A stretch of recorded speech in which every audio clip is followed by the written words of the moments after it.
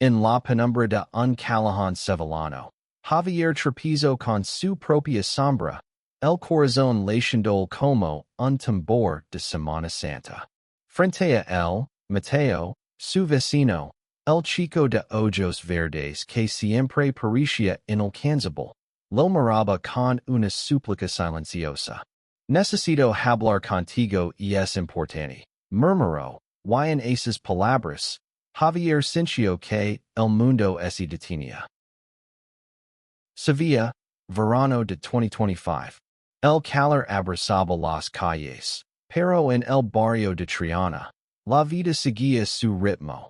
El eco de una guitarra flamenca, el aroma a azahar, las risas de los bears. Javier López, de 25 años, vivía en un pequeño apartamento en la calle Betis, con vistas al río Guadalquivir. Era un joven extrovertido, diseñador gráfico freelance, con un alma soñadora que escondía tras su sonrisa despreocupada. Desde que asumió su homosexualidad a los 18, había aprendido a navegar la vida con orgullo, aunque no sin cicatrices. Las miradas de desaprobación en su pueblo natal, cerca de Cutas, resonaban en su memoria. Al otro lado del descansillo vivía Mateo Ruiz, también de 25 años, un fisioterapeuta con una vida aparentemente perfecta, una novia encantadora, Elena, un grupo de amigos ruidosos y un físico que hacía girar cabezas. Mateo era el típico chico heterosexual que parecía tenerlo todo bajo control, pero Javier siempre había sentido algo extraño en sus interacciones. No era solo la cortija de vecinos, había una chispa, una mirada fugaz que duraba demasiado, un roce accidental que incendia algo en su interior. Aquella tarde, mientras Javier subía las escaleras con una bolsa de naranjas del mercado, Mateo lo interceptó. Javi, ¿tienes un momento? Su voz temblaba, algo inusual en alguien tan seguro de sí mismo. Javier asintió, intrigado, y lo invitó a pasar a su apartamento. La luz del atardecer se colaba por las cortinas, pintando las paredes de un naranja cálido. Mateo se sentó en el sofá, inquieto, sus manos jugueteando con el borde de su camiseta. No sé cómo decir esto, comenzó Mateo, evitando los ojos de Javier. Es sobre Elena y sobre mí. Creo que estoy confundido. Javier sintió un nudo en el estómago. ¿Confundido? ¿Qué significaba eso? Intentó mantener la calma, pero su mente volaba hacia posibilidades imposibles. ¿Qué pasa, Mateo? ¿Puedes contármelo? Mateo respiró hondo, como si estuviera a punto de saltar al vacío. Últimamente, no siento lo mismo por Elena. Es una chica increíble, pero no es ella. Es algo más profundo, algo que no entiendo. Hizo una pausa, sus ojos buscando los de Javier con una intensidad que lo desarmó. Y luego estás tú. Siempre estás ahí, con tu risa, tu forma de hablar. Y yo no sé qué me pasa cuando estoy cerca de ti. El silencio llenó la habitación como un trueno. Javier, atenido, sintió que el aire se volvía denso. ¿Estaba Mateo diciendo lo que él creía? No podía ser. Mateo, el chico heterosexual que salía con sus amigos a ver fútbol, que coqueteaba con chicas en los bears, ¿estaba insinuando algo más? Mateo, espera, ¿qué estás diciendo exactamente? Preguntó, su voz apenas un susurro. No lo sé, Javi. Por eso estoy aquí. Necesito entender esto. Y tú eres la única persona en la que confío para hablarlo. La vulnerabilidad en los ojos de Mateo era algo nuevo. Algo que rompía todas las barreras que Javier había construido para proteger su corazón. Esa noche, mientras las luces de Sevilla brillaban al otro lado de la ventana, Javier y Mateo hablaron durante horas. Mateo confesó que, desde hacía meses, sentía una atracción que no podía explicar. No era solo hacia Javier. Era hacia algo que había reprimido toda su vida. Había crecido en una familia tradicional, donde las expectativas eran claras: casarse, tener hijos, seguir el guión. Pero ahora, a los 25, esas expectativas se sienten como una jala. Javier escuchaba, atrapado entre la impaciencia y el miedo. Quería ayudar a Mateo, pero también sabía lo peligroso que era involucrarse emocionalmente. Había aprendido a protegerse de los chicos que experimentaban, de aquellos que jugaban con sus sentimientos y luego volvían a sus vidas heterosexuales. Sin embargo, algo en la sinceridad de Mateo lo hacía dudar. ¿Y si esto era real? Cuando Mateo se fue, dejando tras de sí un gracias por escucharme, Javier se quedó mirando la puerta cerrada, el corazón dividido entre la esperanza y la cautela. Afuera, el río Guadalquivir reflejaba las luces de la ciudad, como si guardara un secreto que aún no estaba listo para revelar. Los días siguientes fueron un torbellino de emociones para Javier. No podía sacarse de la cabeza la conversación con Mateo. Cada vez que se cruzaban en el descansillo, había un instante de complicidad, un intercambio de miradas que decía más de lo que las palabras podían expresar. Pero también había miedo. Javier sabía que involucrarse con alguien que estaba descubriendo su sexualidad era un terreno pantanoso. Mateo, por su parte, estaba atrapado en su propio caos. Había hablado con Elena, intentando ser honesto, pero no tuvo el valor de contar toda la verdad. Necesito tiempo, le dijo, y ella, aunque dolida, aceptó darle espacio. Sin embargo, el tiempo no aclaraba nada, solo lo sumía más en sus pensamientos. Cada noche, al cerrar los ojos, veía la sonrisa de Javier, sus gestos despreocupados, la forma en que sus manos se movían al hablar. Era como si Javier hubiera encendido una luz en un rincón de su alma que siempre había estado a oscuras.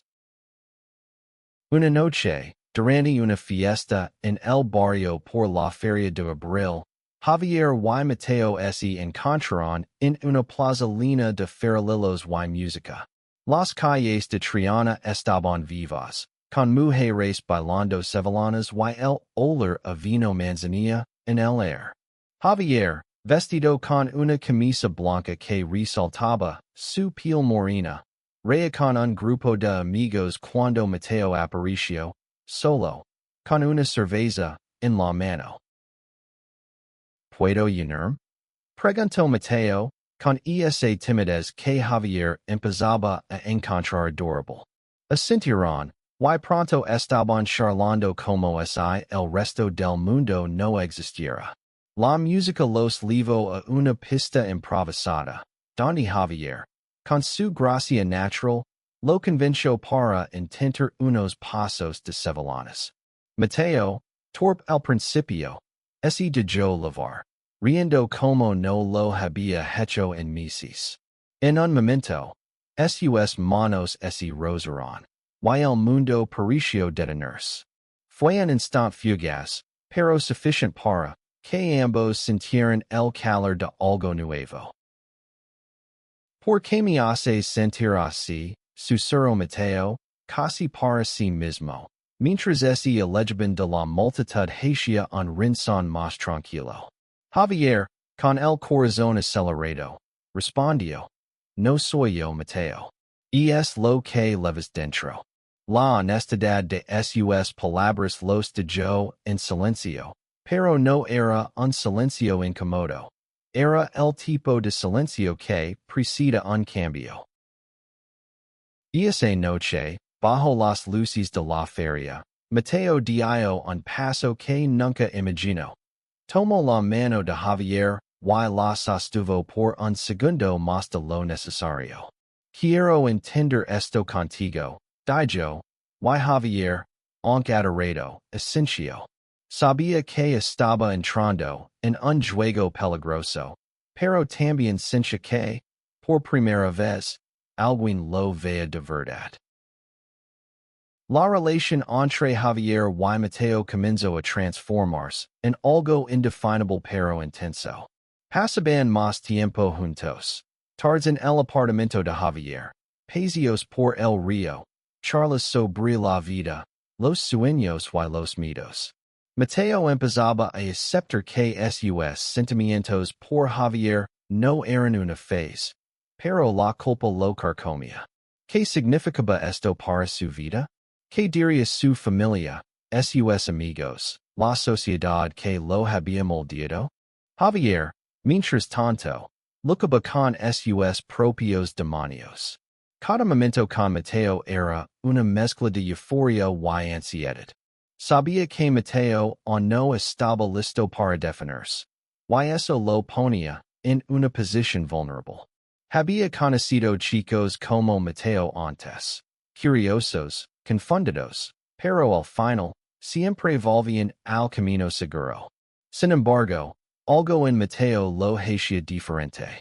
Había una honestidad cruda en él, una voluntad de enfrentarse a sus miedos, aunque fuera a pasos pequeños. Una tarde, mientras compartían un café en una terraza de la Alameda de Hércules, Mateo recibió una llamada de Elena.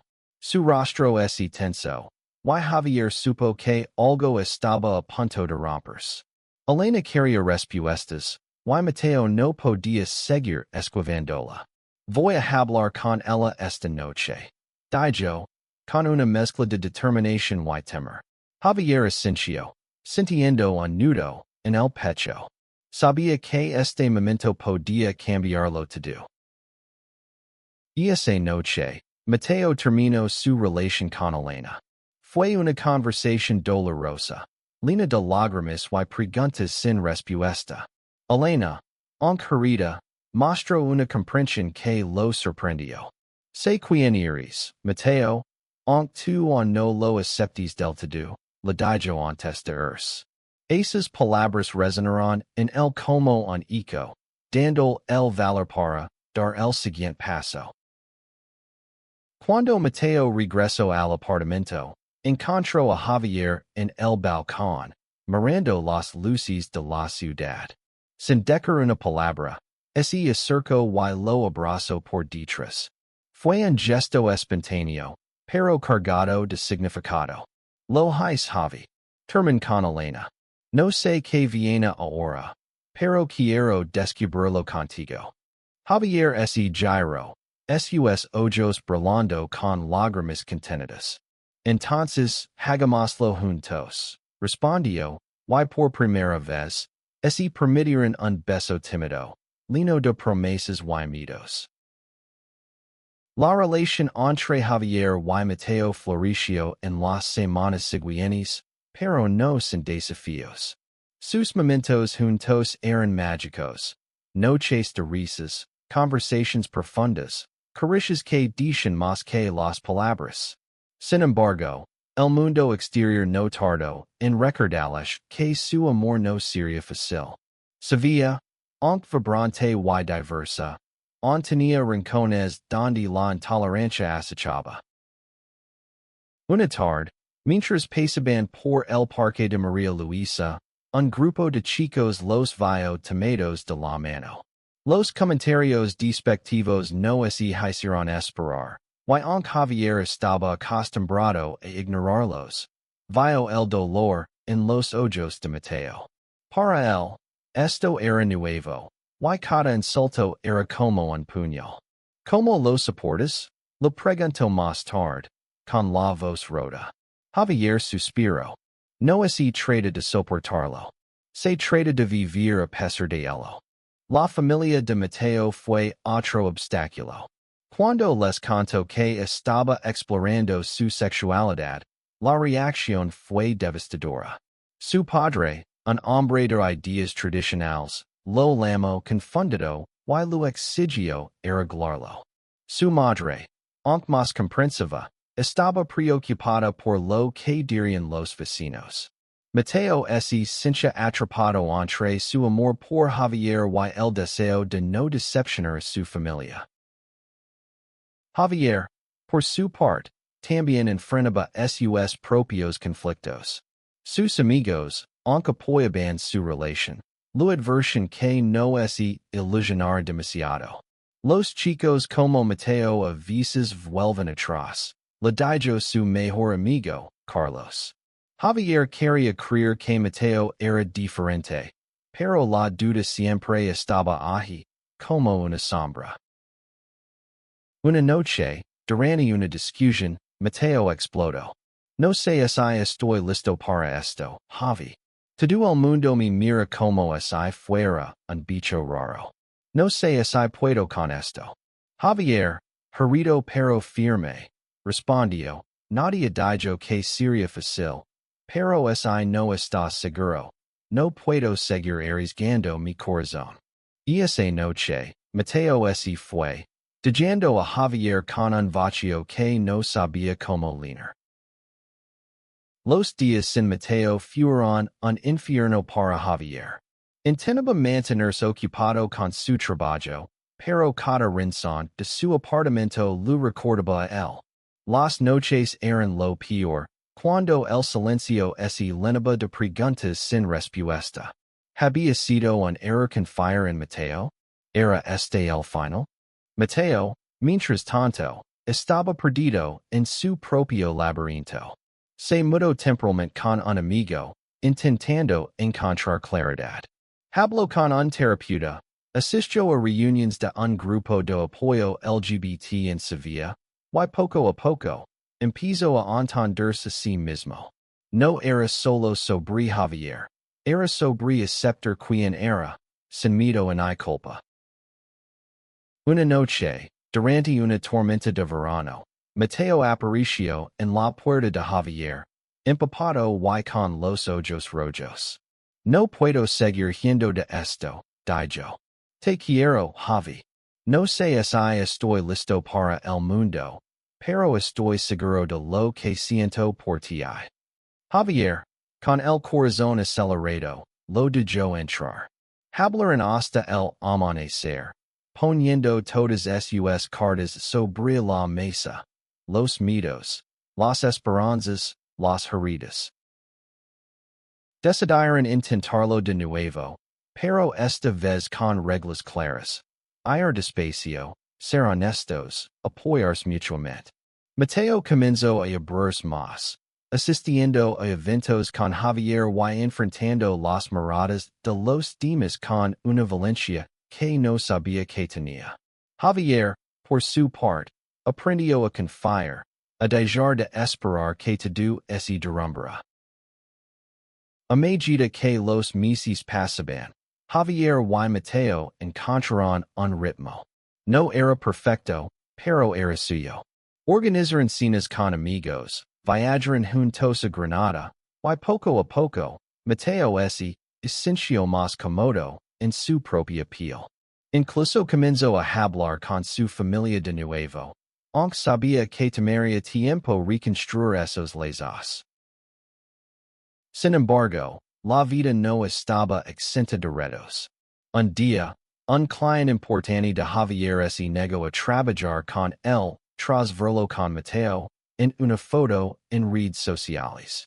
La noticia fue un golpe, pero en lugar de derrumbarse, Javier decidió usar su arte para alzar la voz.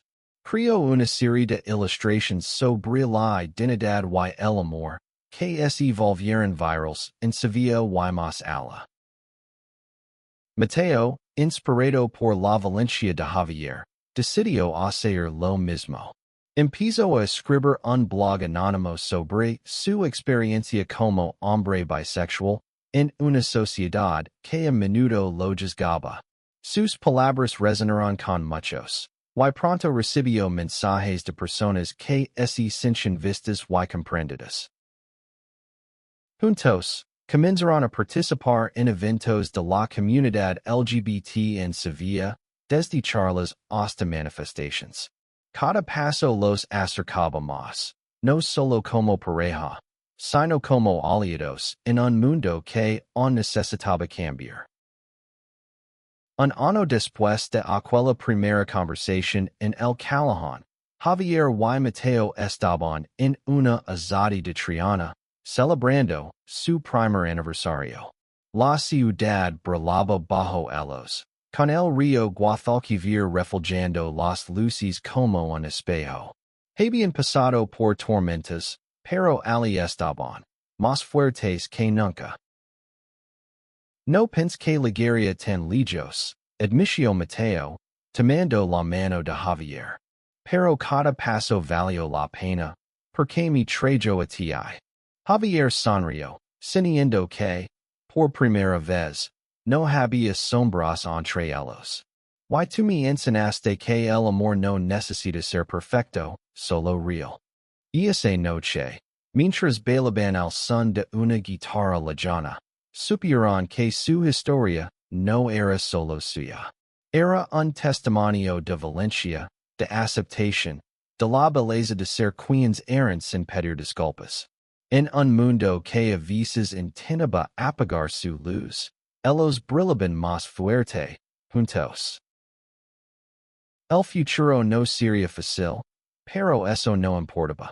Habían aprendido que el amor verdadero no se trata de evitar las tormentas, sino de bailar bajo la lluvia. Y en Sevilla, bajo un cielo estrellado, Javier y Mateo permitieron seguir bailando, sin importar lo que viniera.